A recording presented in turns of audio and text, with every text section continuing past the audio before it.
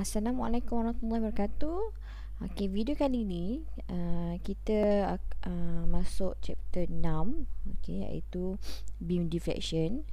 So, spesifik untuk video kali ini adalah saya akan fokus pada double integration method, di mana semua boleh tahu untuk beam deflection ataupun nama lain bagi chapter 6 ni adalah deformation of statically determinate beam, di mana kita akan kaji bagaimana beam itu akan berlaku deformation in terms of dia punya deflection.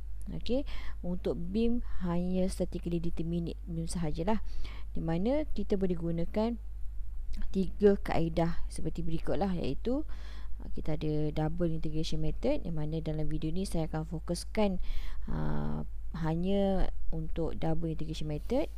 Okey, dan dalam untuk dapatkan information ataupun deflection, kita pun boleh gunakan Macaulay method, dan last sekali moment area method. Sebenarnya ada lagi beberapa method untuk dapatkan deformation lah, ataupun deflection ataupun juga slope bagi beam, tetapi untuk you punya level kita akan fokuskan tiga method ini sahaja. Okay, so step yang pertama untuk kita kaji deflection dan juga slope bagi beam adalah untuk you tahu macam mana nak sketch elastic curve. Okay, di mana elastic curve ni sangat penting untuk kita nak tengok lah macam mana deflected shake itu berlaku pada beam yang disebabkan oleh load. Okay, so kita kena visualize. Okay, sebenarnya elastic curve ni kita sebenarnya boleh, dia related kepada bending moment diagram yang you all dah belajar dalam chapter sebelum ini, iaitu shear force diagram dan juga bending moment diagram. Okay, so apa dia cakap lagi? Kata the deflection diagram of the longitudinal axis that passes through the centroid of each sectional area of the beam is called the elastic curve. So kalau you all tengok yang figure yang di bawah ini, okay, kita ada beam. Okay, kita ada beam, dan beam ini dikenakan satu daya F. Okay, kalau kita tengok berkemungkinan dia akan try bending macam ni. Okay, dia akan bending macam ni. Okay, so yang ini kita panggilkan sebagai, ini adalah line yang berwarna ni adalah elastic curve. Okay, di mana dalam gambaran yang atas, beam yang atas, you ada support jenis fixed support di sebelah kanan. Okay, dan you ada pin di sebelah kiri. Okay, so sila lihat pada fixed support. Okay, let's say lah, saya besarkan sikit. Let's say you ada fixed support macam ni. Okay, fixed support ni dia betul-betul memegang. Okay, dia betul-betul memegang, di mana dia mengelakkan berlakunya pergerakan pada paksi Y, okay, dan juga pada paksi X, dan juga mengelakkan berlakunya moment. Okay, so ini adalah kita panggilkan sebagai dia punya reaction lah. Okay, so kena bear in your mind, ada moment bukan bermaksud fix itu dia boleh berputar. Tak, kita kena cari daya untuk mengelakkan daripada fix support itu berputar. That's why kita kena letak moment lah. Okay, okay, so sekarang kalau kita tengok, kita ada original beam lah, bentuk dia macam ni. Okay, di hujungnya you ada pin. Okay, so bila ada pin ni pula, dia mengelakkan pergerakan atau beam itu pada paksi Y dan juga pada paksi X. Okay, so macam mana dia akan deflect ataupun macam mana bentuk elastic curve bagi support yang macam ni. Untuk fixed support, okay, dia betul-betul megang, jadi mengelakkan apa-apa pergerakan. So disebabkan oleh daya yang dikenakan pada sini, kita ada P, shape dia akan macam ni lah. Dia akan dia masih lagi static, and then dia akan start deform disebabkan oleh P. Lepas tu dia akan kembali kepada kedudukan asal lah. Kat sini tak akan ada deflection. Okay. So maksud deflection tu macam mana? Apa yang dikatakan sebagai deflection? Contohlah, you ada jenis simply supported beam dengan pin di sebelah kiri, roller di sebelah kanan, dan beam ini dikenakan daya P. Okay. So secara logiknya, secara teoretikalnya, kita beritahu dia akan bending macam ni lah. Okay. So yang dikatakan sebagai deflection ataupun pesongan adalah jarak daripada original kedudukan kepada bending tersebut. Okay, ni adalah dia punya deflection. Biasanya dalam buku dia akan gunakan simbol macam ni, macam segitiga ni, ataupun saya tuliskan kat sini deflection, dia akan gunakan simbol macam ini, atau sometimes dia gunakan simbol macam ini. Okay, atau dia menggunakan simbol Y. Okay. So Y kenapa? Sebab deflection tu berlaku pada arah Y. Okay. So ini adalah deflection. Okay. So itu baru kita tengok elastic curve bagi figure yang pertama lah. So kalau you tengok pada figure yang kedua, you ada pin di sebelah kiri, you ada roller di sini, dan you ada daya P di hujung sebelah kanan. Okay.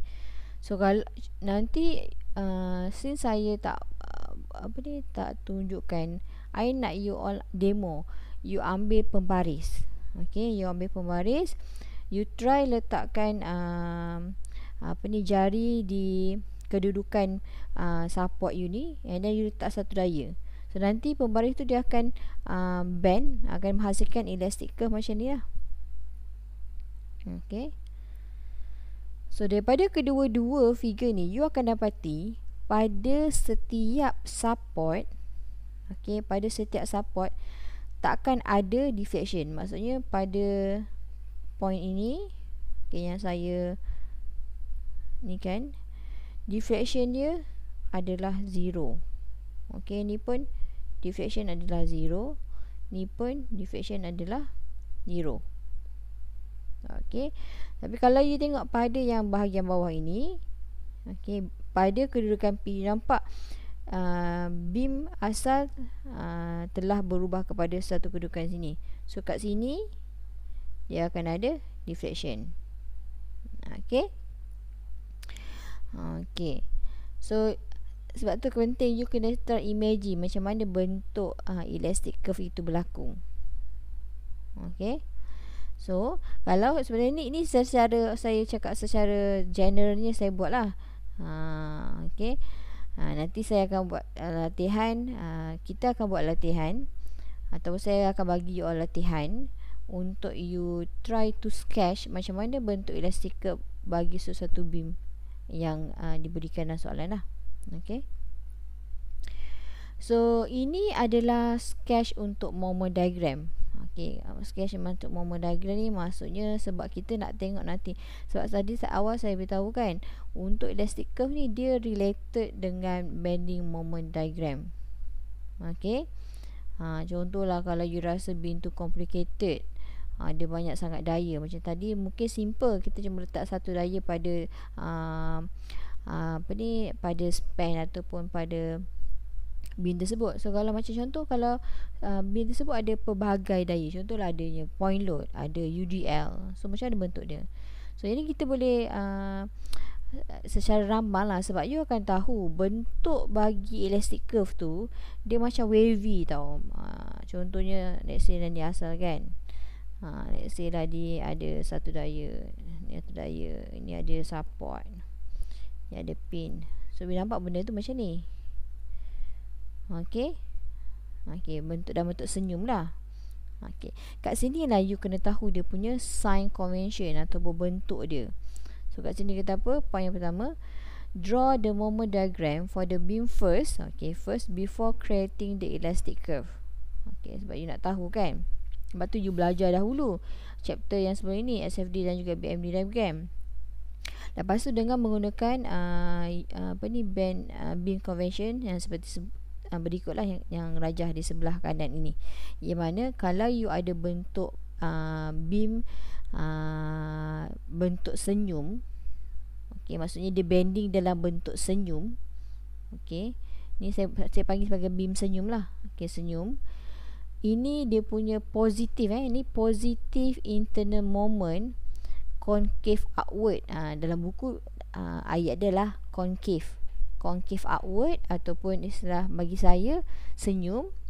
Okey, upward, dia akan menghasilkan positive internal moment. Okey, yang ini adalah internal moment. Okey, bukan disebabkan moment pada fixed support ke, tak. Dia adalah internal moment, daya moment dalaman pada suatu beam. So kalau dia concave upward ataupun dia berbentuk senyum, dia adalah positive internal moment lah. Okey, simbol macam ni lah. Okey, so kalau dia concave downward ataupun dia bentuk muka masam, okey, dia adalah negative internal moment. Dia adalah negative internal moment. Contohlah kalau you ada simply supported beam. Okey, saya padam yang ni dulu.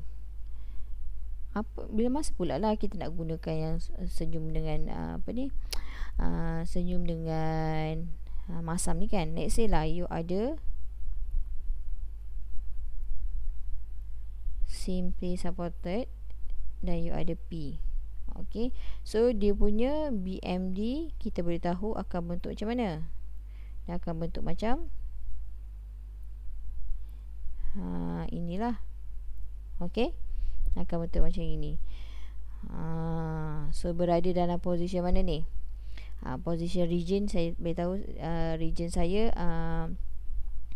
mana? Bawah saya adalah positif, atas saya adalah negatif. Okey. Okey. So you tahu you punya region tu adalah positif. So kalau kita buatkan dia punya elastic curve, okey. So yang ini kedua-duanya adalah region positif. Sebab masa you punya moment kamu, internal moment kamu adalah positif. Bila positif, confirm kita tahu dia akan berbentuk senyum. So dia punya elastic curve akan jadi macam ni lah. Okey. Contohlah you punya BMD tu bentuknya macam mana? BMD bentuk dia macam ni.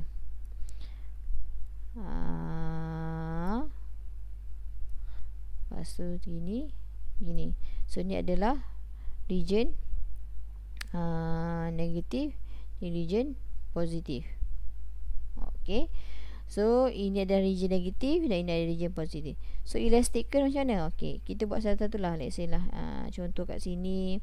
Sebenarnya ini adalah apa kita panggil elastic point tau. Macam titik pertemuan antara perubahan region negatif dan perubahan region positif. Okey, so selalunya kat sini mungkinlah original punya figure dia punya tu kat sini ada support. Okey, dan sini pun ada support lah. Okey, biasa jarak kat sini ada something daya lah. Okey, so dia punya elastic curve. Okey, elastic curve, you tahu kalau you punya internal bending diagram kamu dalam region negatif, dia akan berbentuk masam. So let's say lah ini dia punya original berbentuk masam. So bermasam dia akan jadi upward lah. Upward. Dia akan jadi bentuk masam. Pada region negatif dia akan jadi masam macam ni. Okey. So dia kat sini ada positif. Positif dia akan try start untuk senyum balik. Okey, senyum balik. So dia akan region positif, dia akan jadi senyum. Okey, so ini tadi adalah untuk yang berbentuk bending moment negatif, yang ni adalah untuk positif. Macam itulah kita boleh berdasarkan BMD punya figure, dengan lihat kepada dia punya region positif negatif, you dah boleh sketch lah you punya elastic curve. Di mana contoh yang saya bagikan ini, Okey, pada region negatif dia akan jadi masam. So masam macam ni lah. Okey. Tetapi bila dia nak masuk region positif, dia akan start untuk berubah daripada masam kepada senyum. So ini adalah concave downward, concave upward. Okey. Itu dia. So selepas you dah buat dia punya elastic curve, kita akan lihat boundary condition lah. Boundary condition sangat-sangat penting. Okay, part ni adalah new knowledge yang you kena awal-awal ni kena hafal lah. Kita kaedah-kaedah lah, macam boundary condition tu macam mana.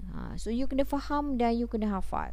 Biasanya yang ni untuk first beginner you kena hafal dulu lah. Okay, contohlah you ada simply supported beam seperti dalam figure ni. You ada pin dan you ada roller. Okay, so ini adalah gambar rajah untuk BMD. So gambar rajah dia macam ni lah. Okay, so you ada sini mana sini akan ada region positif, sini negatif. Okay, macam yang dia ni digunakan region untuk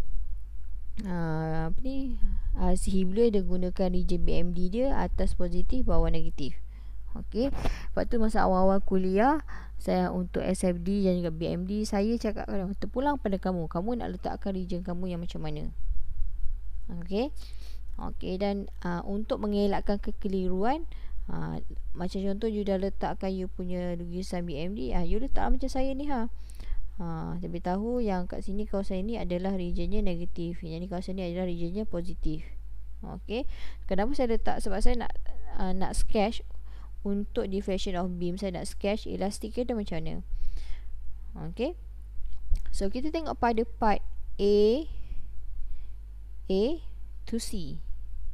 Okey, dan you please bear in your mind, pada support tak mungkin akan berlakunya deflection. Maksudnya dia akan kalau dia deflect sebelum atau selepas support, tetapi pada support dia akan back kepada original punya beam. Okey, kat sini dia tak akan try bergerak ada deflection. Sebab kita tahu pada support deflection mesti wajib kosong. Okey, so lihat balik kepada point A, beam daripada point A ke point C. Okey, kita tahu pada point C itu, let's say tengok pada BMD, dia berada pada region negatif. So pada region negatif dia akan bermuka masam lah. Okey, masam, dia berhenti. Okey, kat sini kita bagi inflection point, bukan elastic point, inflection point, di mana berlakunya perubahan daripada region negatif kepada region positif. So kat situ dia perlu stop lah. So bila perlu stop, sebab kita tahu selepas point C nak ke point D, kita punya moment kita positif. Bila positif dia akan jadi senyum ataupun concave upward. So akan jadi senyum lah macam ni. Okay. Okay, itulah dia. So yang nak katakan sebagai body condition tu macam mana? Okay, kita tengok satu-satu dulu. Kita belum masuk lagi spesifik body condition Selepas you dah tentukan nanti body condition, so saya nak terangkan step by step secara general. Nanti baru kita go through deeply step itu macam mana, step untuk body condition macam mana. Sekarang kita belajar di intro dahulu. So lepas kita dah tentukan body condition, kita kena buatkan dia punya moment curvature relationship lah, atau nak kata nama lainnya, you nak wujudkan moment equation. Okey, moment equation ni untuk double integration method, dia related untuk you cari moment pada chapter SFD BMD yang menggunakan cut section. So nanti siapa yang dah lupa untuk cut section, tengok balik nota dalam SFD BMD bahagian cut section, di mana kalau you cut dia, let's say pada cut pada point 1, you akan hasilkan dua equation, iaitu shear equation dan juga moment equation. So yang knowledge itu kita akan guna pakai untuk chapter yang ke-6 ni untuk dapatkan moment equation. Okay, so please bear in mind kita hanya dapatkan moment equation saja. Yang shear force yang masa chapter sebelum ni tak payah tulis lah dia punya shear equation lah. Okay, so kat sini dia cakap apa? Ni boleh baca kot. Dia kata tak apa, kita go through lah. Dia kata x-axis extend positive to the right along the beam of the beam, axis of ni. So masa saya cakap kalau biasa kita akan buat analisis daripada from left to right, kiri ke kanan. Istilah kalau you cut kat sini. Okay, ni point yang pertama, contoh point pertama, ni point yang kedua. Okay, so bila you cut, let's say lah you ni balik, ni dia punya beam dia. Okay, ni dia punya beam. So bila you cut saja, dia akan ada shear, dia akan ada moment. Okay, dengan jarak cut itu adalah X lah. So kat sini nanti dia akan ada you punya gambar rajah untuk FBD bagi cut section pertama. Kat sini akan ada, let's say dia tak sebagai A lah. So akan ada reaction pada A. Okay, dan ini. So secara kalau kita buat dia punya equation moment dia macam mana? Maksudnya kita akan buat simbol macam ni kena buat summation moment pada cut section. Cut section yang pertama mesti 0. Maksudnya berpandukan kepada this point adalah 0. So you akan dapati you akan ada negatif RAX. Okay, tambahkan dengan moment kat section pertama ikut tu kosong. So moment equation pertama adalah RAX. So ini sebenarnya adalah you punya moment equation. Okay, moment equation.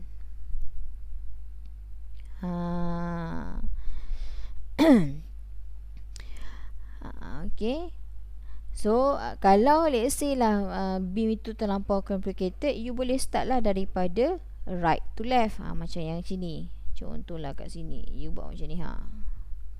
Okay, so ini akan jadi dia punya M, dia akan ada dia punya V, dia akan ada satu reaction. Itu from left, from right to left. Yang ini adalah from right to left, yang disebut adalah from left to right. Okay, kita guna pakai cut section.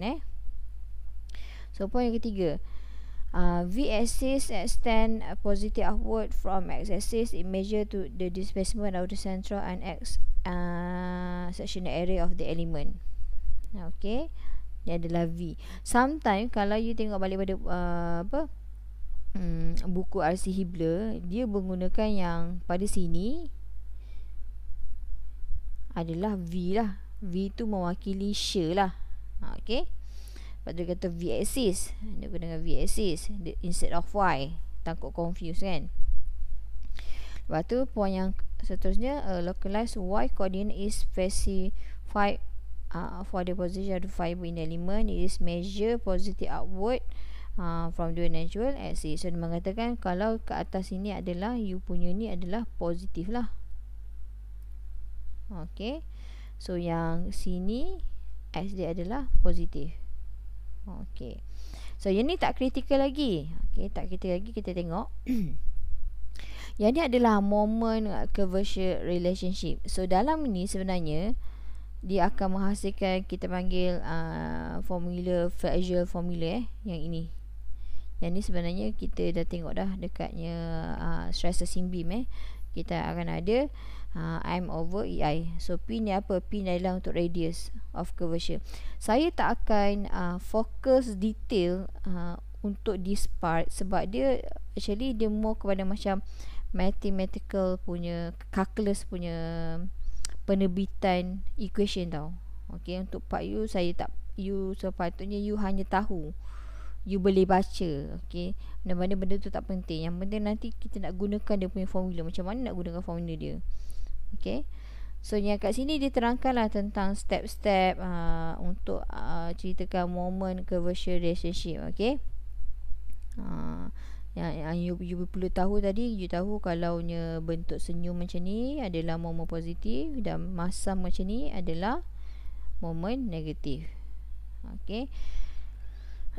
So sebenarnya daripada fraction formula ni, dia akan nanti you tahu fraction formula yang ini kan, yang belajar sebelum ni pada stress-testing beam. So bila formula itu dikembang-kembangkan, dikembangkan lagi, end up nanti dia akan menghasilkan equation yang ini. Equation yang ni kita nak guna sebenarnya. Okay, nampak simple kan? So equation yang ini dia sebenarnya nanti bila saya nak tulis buatnya latihan ke apa, saya akan gunakan dy cos 2 over d cos 2x, dxy over dx cos 2 equal to m over ei. Atau dalam buku asli boleh dia menggunakan d cos 2v over d x cos 2 equal to m over ei. Okey. Masa saya cakap tadi, dalam buku asli bila dia menggunakan aksis vertikal adalah v, aksis horizontal adalah x. V ni dia nak mengatakan pasal shear. Okey, bila ada shear akan ada deflection lah. Okey. Sejak sama je kalau gunakan d cos 2y over dx cos 2 sama juga dengan d cos 2v over dx cos 2 akan menghasilkan moment over ei. So moment ni apa? M ni apa? M ni apa? So M kat sini dia adalah, M ni adalah you punya moment equation yang kita dapatkan daripada kaedah cut section yang tadi saya tunjuk. Okay. Tengok yang ini je sebenarnya nanti yang kita akan guna. Okay.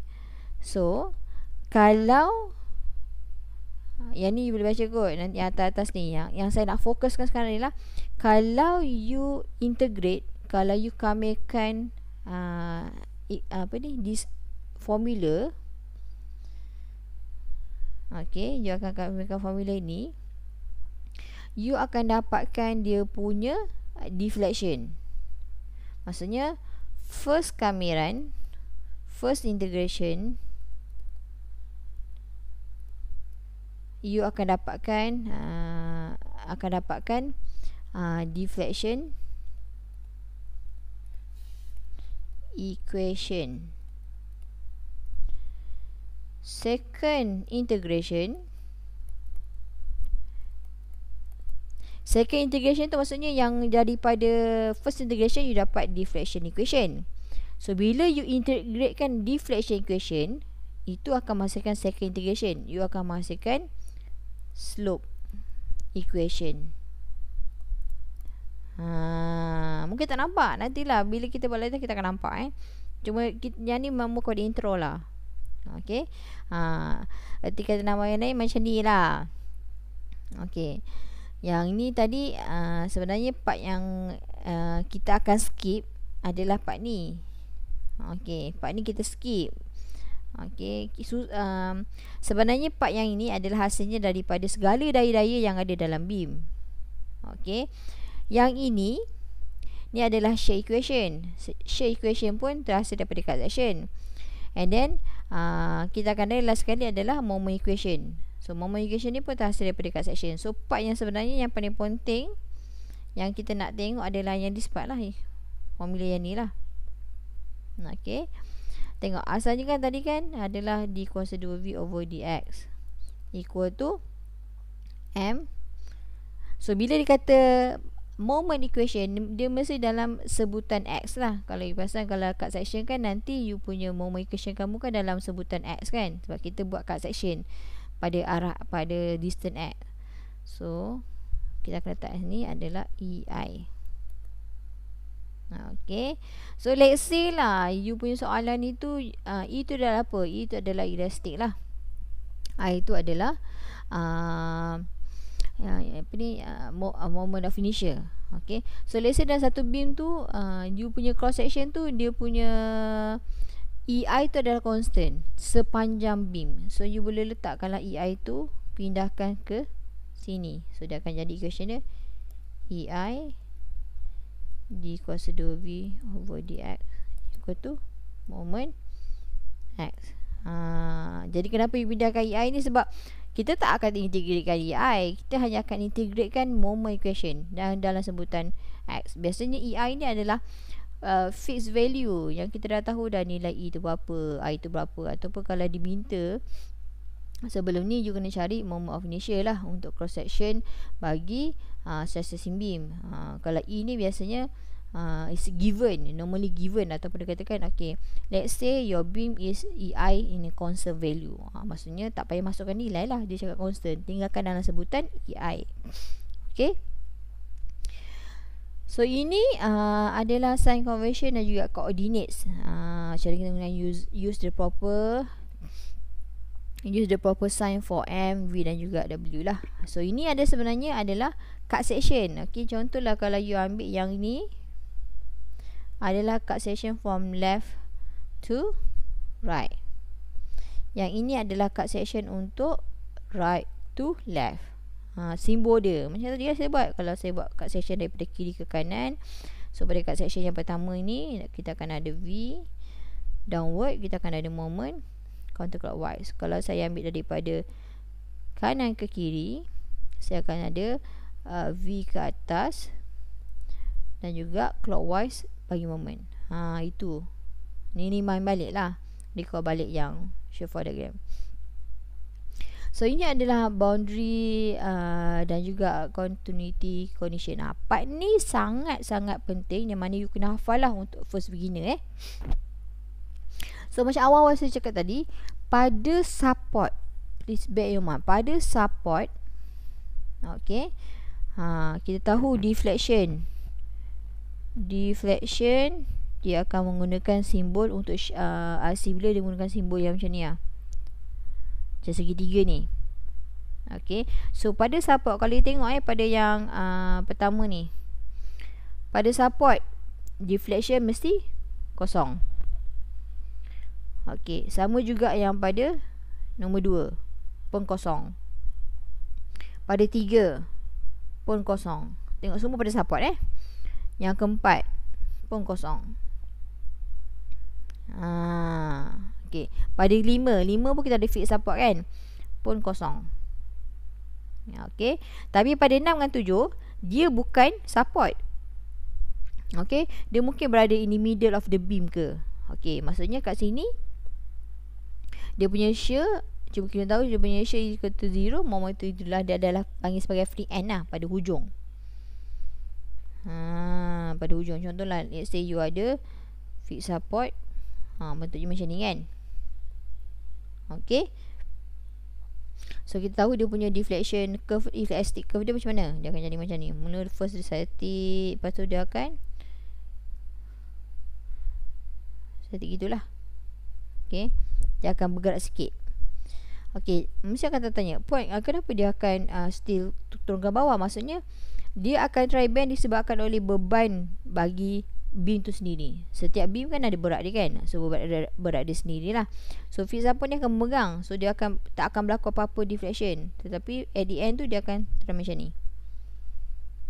Okay, so pada 7 pun dia kata pada internal pin of hinge dia punya moment adalah 0 lah. Okay, cuma satu saya nak tengok pada gambar rajah yang kelima ni, pada fixed end. Okay, dia punya theta ni apa? Dia adalah slope. Slope biasa simbol apa? Theta. Okay, so slope pada fixed support mesti kosong, sebab dia betul-betul megang, dia tak bergerak ke mana pun, tak ada slope. Okay, tetapi kalau pada roller pin dengan macam ni roller lah, dia pasti akan ada slope. So macam mana? Contohlah, pada sini let's say ni original punya beam, ni adalah pin, ni adalah roller. So elastic curve macam mana? Contohlah ada P kan, Elastic curve dah akan jadi macam ini. Okay. So kalau saya buatkan tangent at this point, tangent garisan lurus tangent macam ni.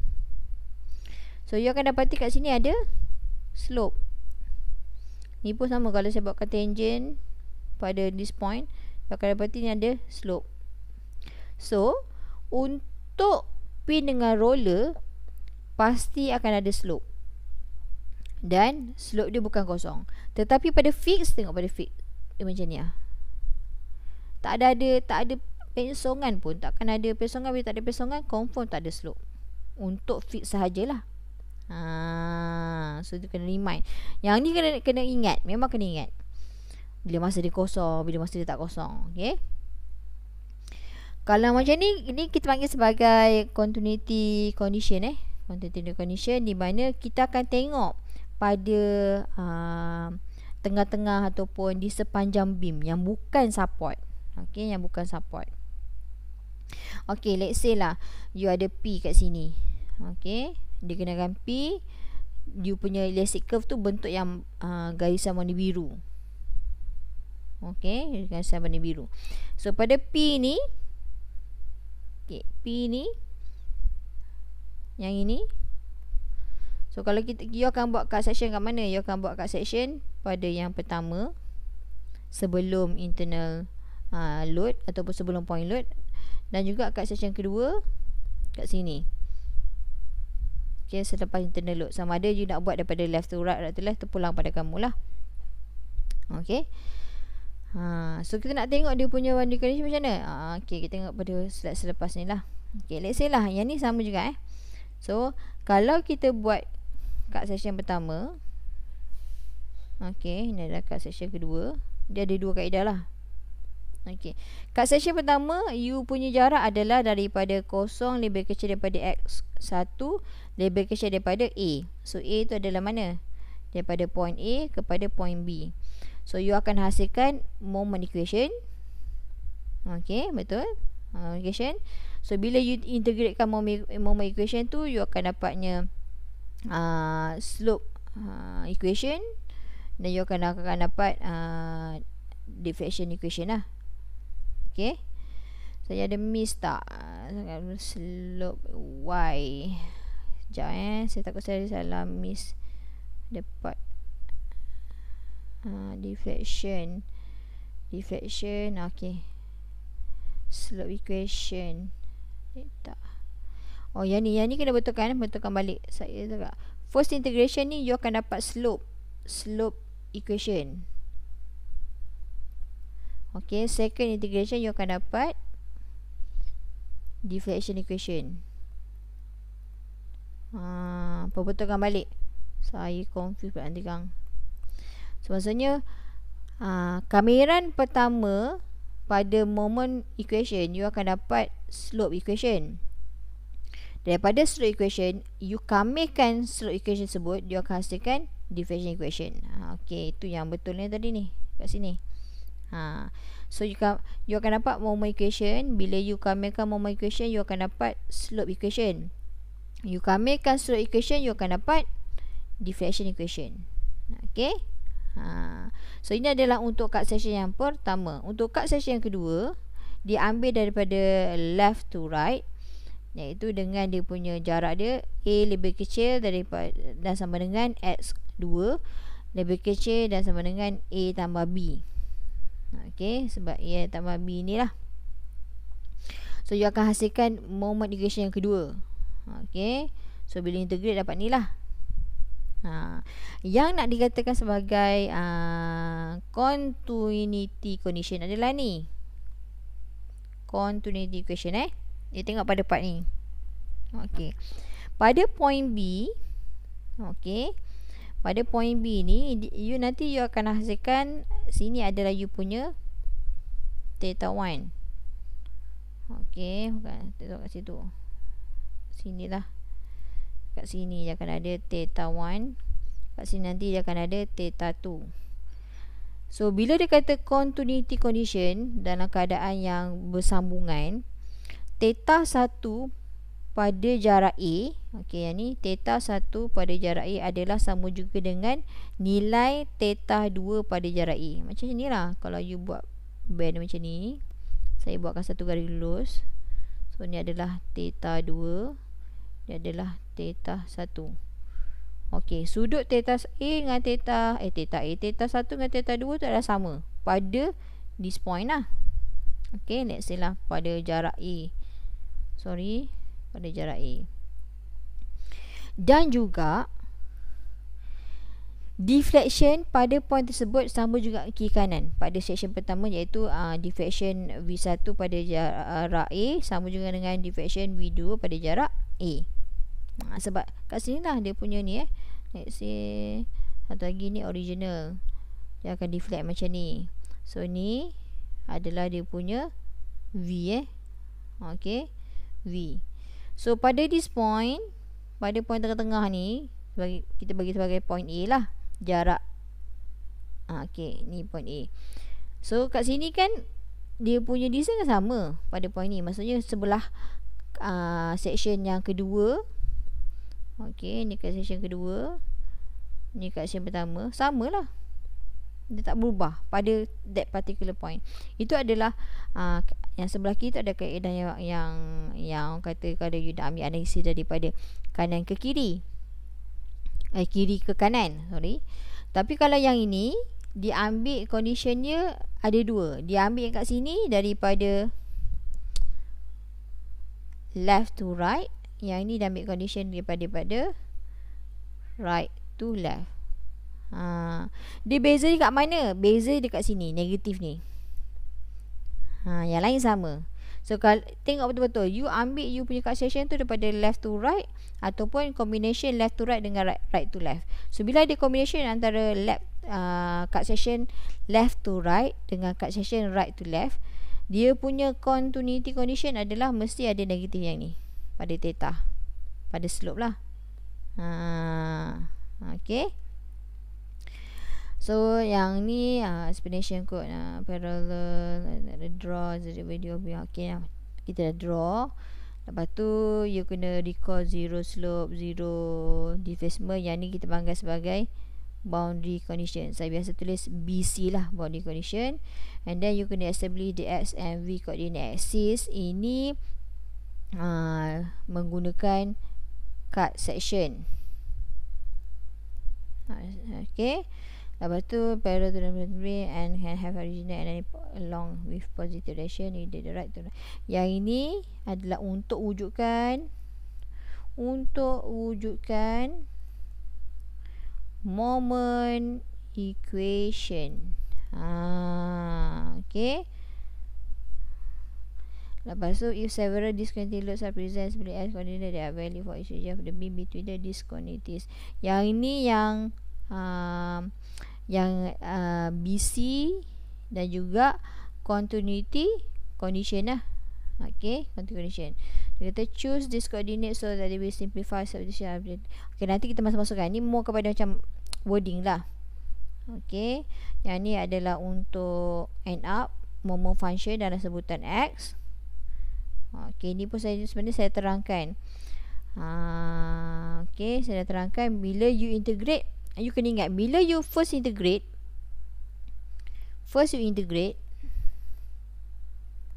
you akan menghasilkan dua integration constant. Di mana contohlah, you ada moment X kamu adalah Px.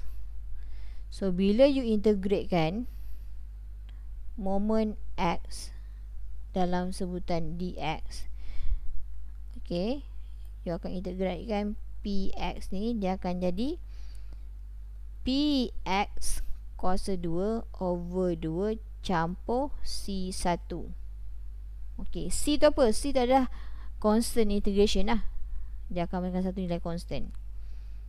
Okay, so macam mana nak kambilkan? Kena tengok balik lah you punya calculus. Okay, kalau kambiran maksudnya kita akan tambahkan kuasa bagi X tersebut dibagikan dengan kuasa X tersebut. Macam ni. So ni kan 1 kan, campur 1 akan jadi 2 lah. So bahagikan dengan 2, iaitu kuasa bagi X tersebut.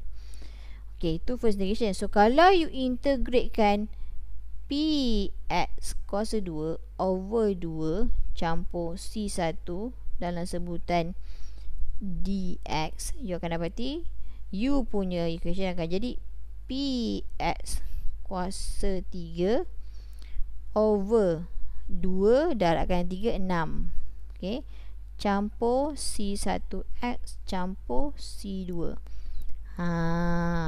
So integration kedua akan menghasilkan satu lagi integration constant lah, yang ini.